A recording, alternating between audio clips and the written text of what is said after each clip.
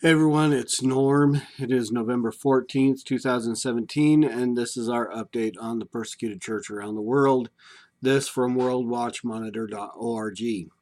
Persistent Fulani violence, quote, indicates ethnic cleansing, unquote, of Nigerian Christians.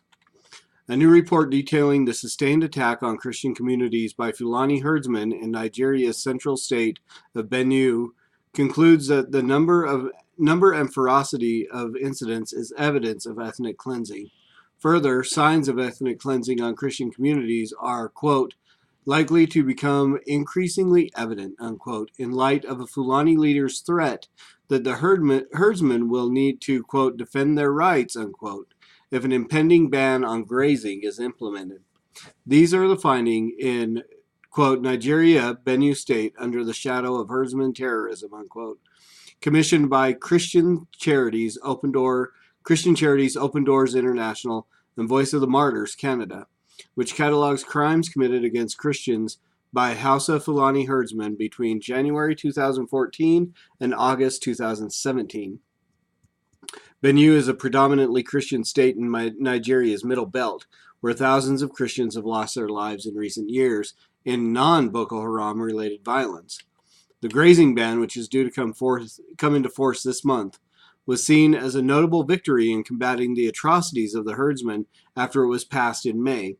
Contravening the law could lead to 5 years in prison and a fine of 1 million Nigerian naira, approximately 2,800 US dollars.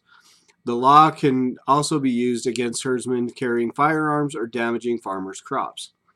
In his October press statement, Miedi Allah Kautal Hore, National President and Secretary of the Fulano Socio-Cultural Association, said the herdsmen would, quote, defend their rights and lifestyles, unquote, unless Nigeria's President Muhammadu Buhari stops the implementation of the law.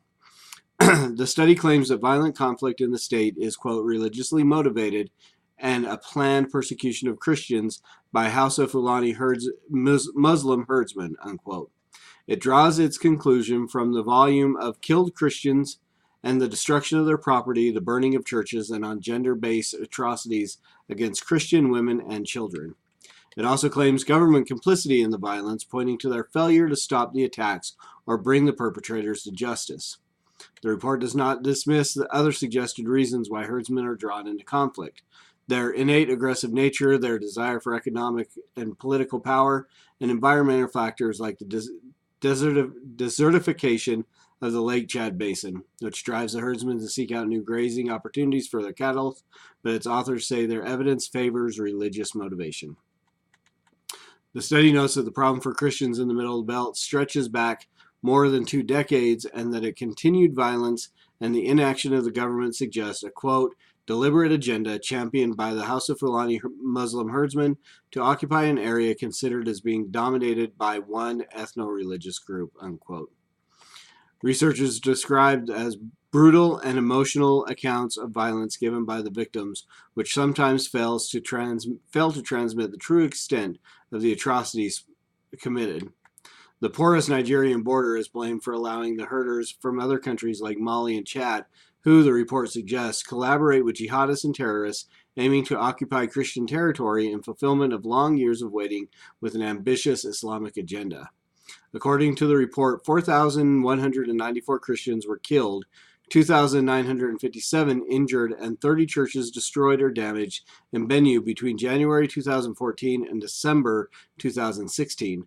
An update to the report lists a further 139 Christian men, women, and children killed in 2017. The report also chronicles the torture, rape, and abduction of women and children. Experts say that violence in Nigeria's Middle Belt has been responsible for more deaths than Boko Haram and shows no signs of abating. Nigeria is 12th on the Open Doors 2017 World Watch List of the 50 countries where it's most difficult to live as a Christian. So I wanted to bring up this article and read it, and it was kind of longer than usual, but I wanted to bring it up because this month is when that law goes into effect.